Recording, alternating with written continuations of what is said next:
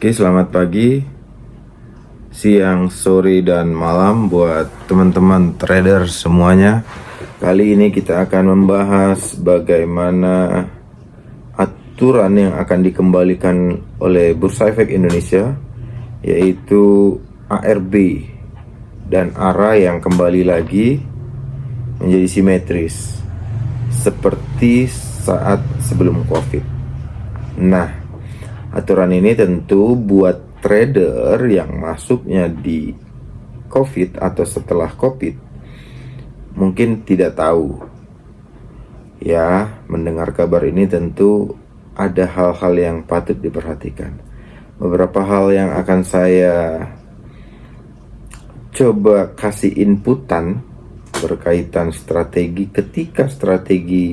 ketika aturan ini kembali diberlakukan. Apakah harus takut atau harus tidak takut? Oke, check it out, stay tune.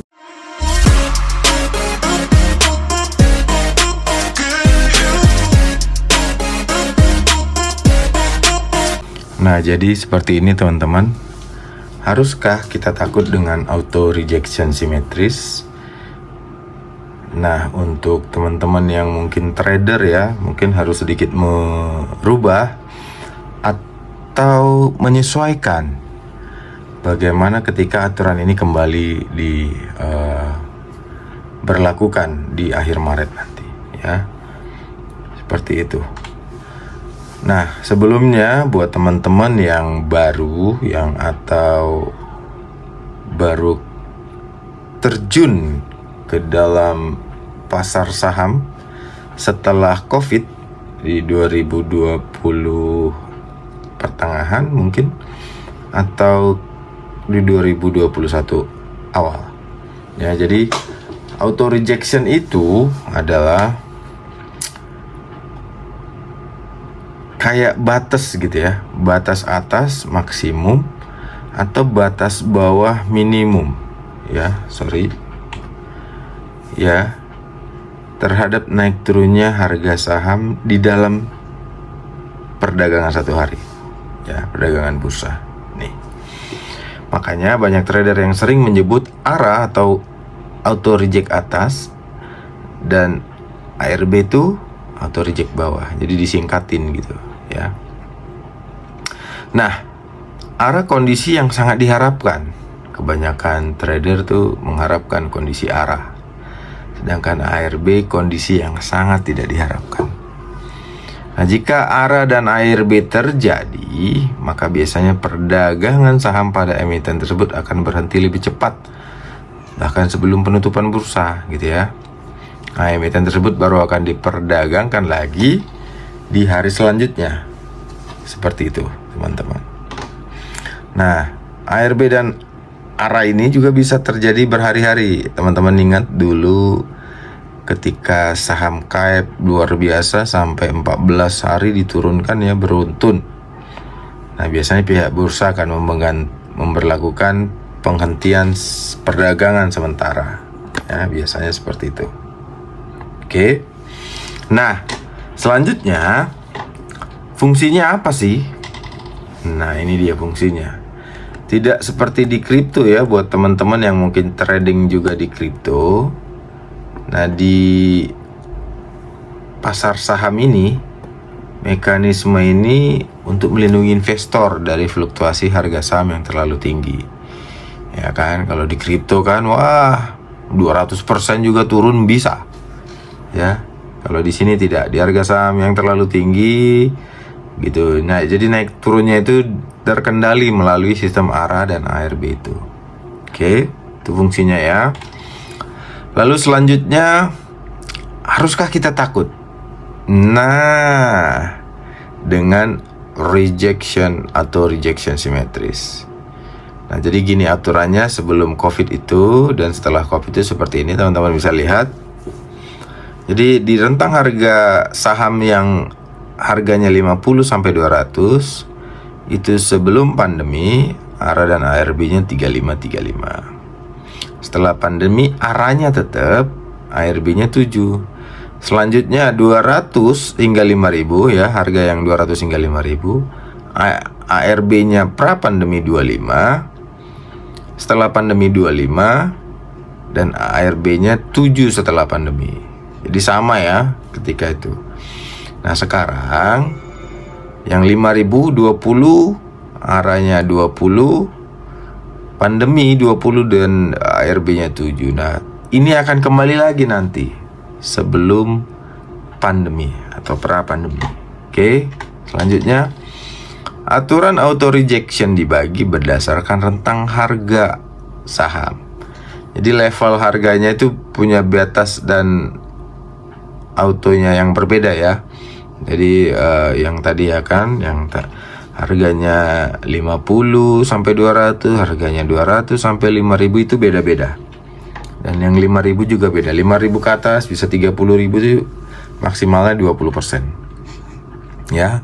Jadi cara tersebut bisa dibilang cukup efektif untuk menjaga kondisi pasar saham. Walaupun keseluruhan IHSG tetap mengalami penurunan drastis ya saat pandemi. Tetap mengalami penurunan, tapi ya mungkin tidak sekeos ketika misalnya nggak ada aturan ARB dan ARA tersebut. Nah, ini dia. Kemudian di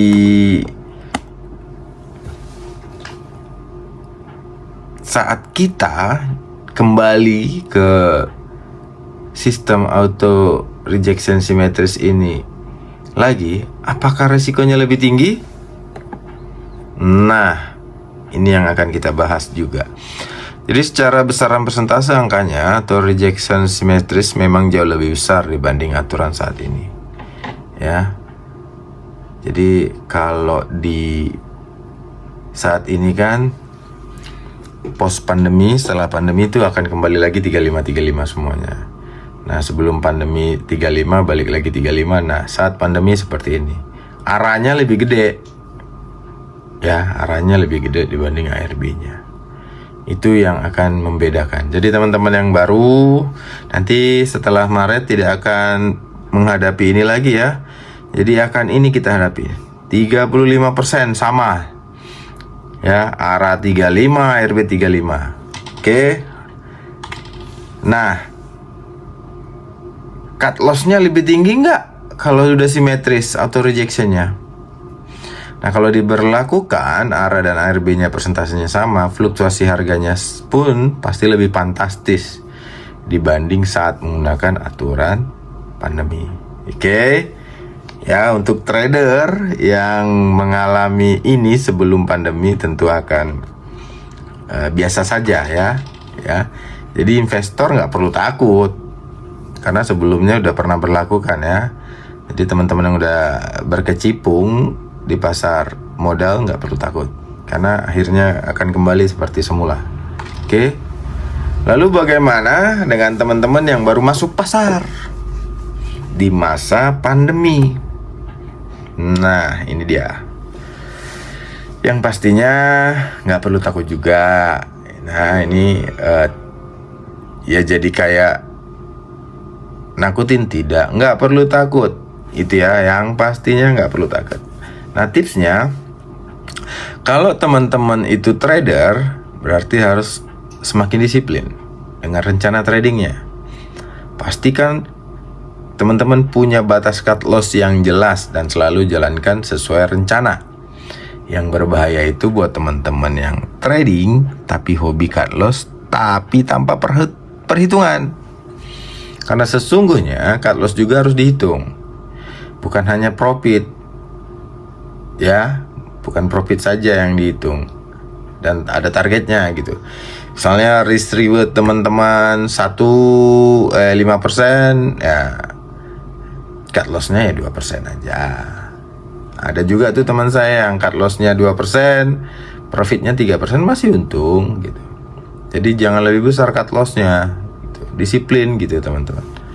Ya ini jangan udah baru untung 2%, udah take profit minus 10% dibiarin. Wah itu yang salah ya. Jadi kalau teman-teman motifnya trading harus disiplin ya. Seperti itu.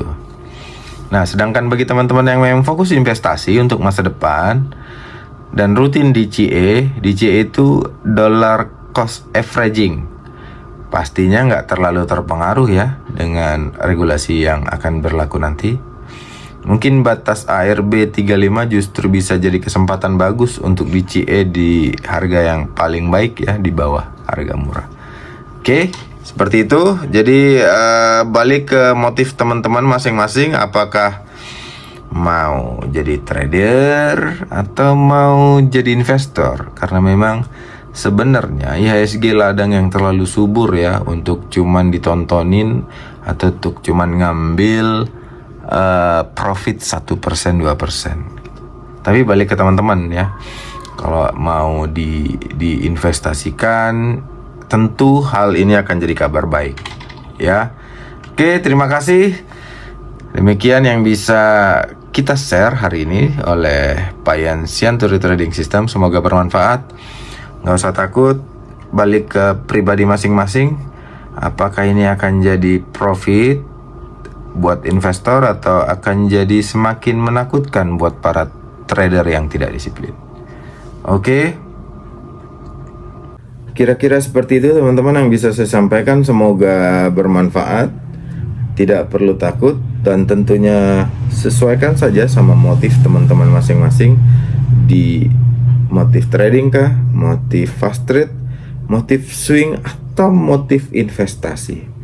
Karena jelas sudah terbukti Loh Keng Hong yang bermotif investasi lebih tajir melintir guys. Oke, stay tune dan happy cuan buat hari ini. God bless you all, bye bye.